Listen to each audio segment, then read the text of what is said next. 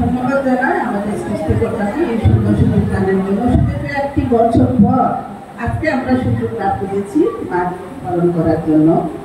আমরা সুন্দর উপভোগ করেছি। গত বছর কিন্তু এতটুকু মা ছিল না।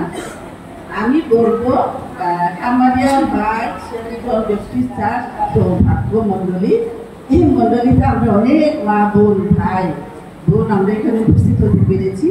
সেই জন্য বিদেশিকে ধন্যবাদ দিই, ধন্যবাদ জানাই স্থানীয় মন্ডলীকে। ওনাদের অনেক শ্রম, অনেক ত্যাগ তিতিকার মধ্য দিয়ে ওনারা কষ্ট করে চলেছেন। সেই জন্য আমি উন্নয়ন সোসাইটির পক্ষ থেকে এবং আমি আমার ব্যক্তিগত পরিবারের পক্ষ থেকে আন্তরিক ধন্যবাদ এবং কৃতজ্ঞতা জানাই। এই মুহূর্তে আমাকে দায়িত্ব দেওয়া হয়েছে যেন আমি বাইবেল কুইজ আপনাদের মাঝে প্রদান করি। আমি বেশি লম্বা প্রশ্ন করব না।